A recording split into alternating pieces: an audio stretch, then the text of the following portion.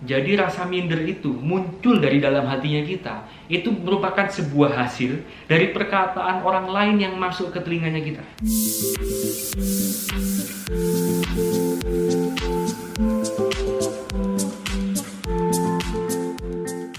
Ya, jadi hari ini kita akan membahas tentang bagaimana kita bisa menghargai diri kita sendiri. Kunci utama agar kita bisa lebih mencintai diri kita lagi, lebih menghargai diri kita lagi, lebih mensyukuri hidupnya kita lagi, itu ada satu hal yang sangat-sangat penting, yaitu kita harus menyadari bahwa Tuhan itu menyediakan dan menciptakan segala sesuatunya itu dengan satu konsep, yaitu keadilan.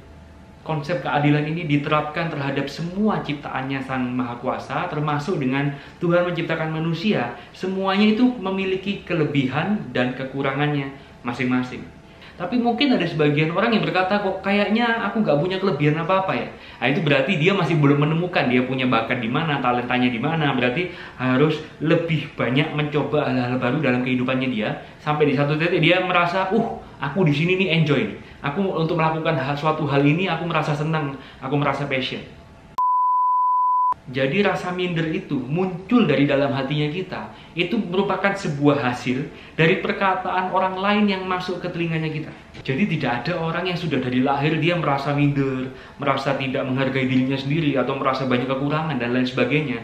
Jadi anak kecil pun ketika kita setiap hari selalu mengisi kata-kata positif yang masuk ke dalam telinganya dia, maka otomatis dia akan tumbuh menjadi orang yang penuh percaya diri, menghargai dirinya sendiri, mencintai dirinya sendiri. Dan ketika itu semua dia bisa dapatkan, maka dia di masa depan akan menjadi orang yang berguna bagi nusa dan bangsa. Jadi pada intinya, faktor lingkungan itulah yang mempengaruhi secara signifikan tentang bagaimana kita memiliki penilaian terhadap diri kita sendiri.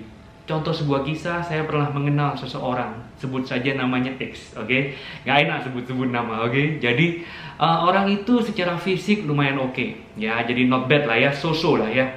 Terus habis gitu dia secara ekonomi sudah mapan, tetapi soal urusan cinta entah mengapa selalu kandas ataupun gagal. Namun setelah diusut punya usut, setelah berkomunikasi beberapa saat dengan saya, ternyata sudah ketemu bahwa orang tuanya dia sejak dia muda sering memasukkan kata-kata negatif dalam telinganya dia. Dan maksudnya bukan berarti orang tuanya mau mengutuk dia, menghujat dia, enggak ya. Namanya orang tua kan, sebagian besar orang tua tuh selalu mencintai anak-anaknya, ya toh. Jadi orang tuanya sering berkata, wah cowok model kayak kamu, di mana ada cewek yang mau sama kamu, kayak gitu modelanmu apa. Jadi maksudnya tuh hanya bercanda. Jadi pembulian tapi terjadi di rumah, dan yang membuli adalah orang tuanya, membuli anaknya sendiri. Ingat ya, jadi motivasinya bukan bertujuan untuk mengutuk dan menyumpahi, tapi hanya bercanda.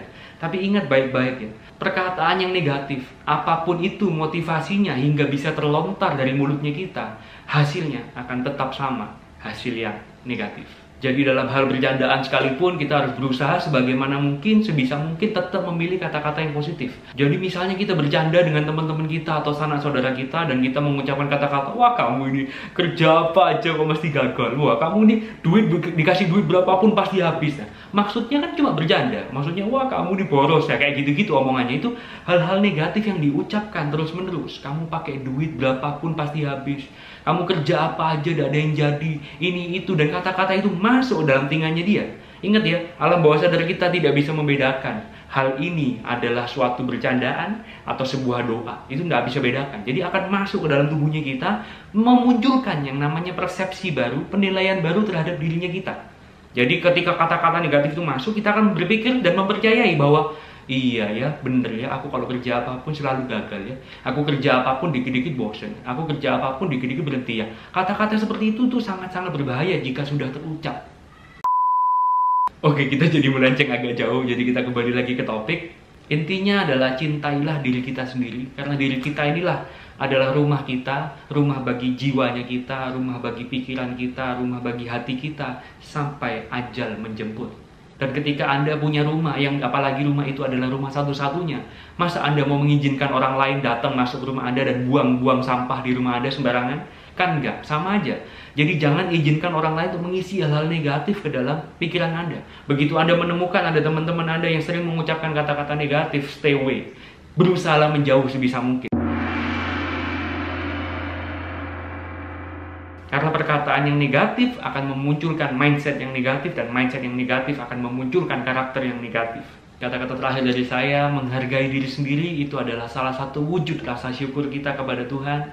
Sedangkan momen ketika Anda merasa tidak berharga dalam kehidupan ini, itu adalah waktu di mana Anda sedang komplain kepada Sang Pencipta. Anda merasa Anda sedang kehilangan rasa syukur Anda kepada Sang Maha Kuasa. Oke, jadi sekian video saya pada hari ini. Semoga apa yang telah saya sampaikan bisa bermanfaat untuk teman-teman semuanya. Dan sampai jumpa lagi di episode berikutnya. Bye-bye.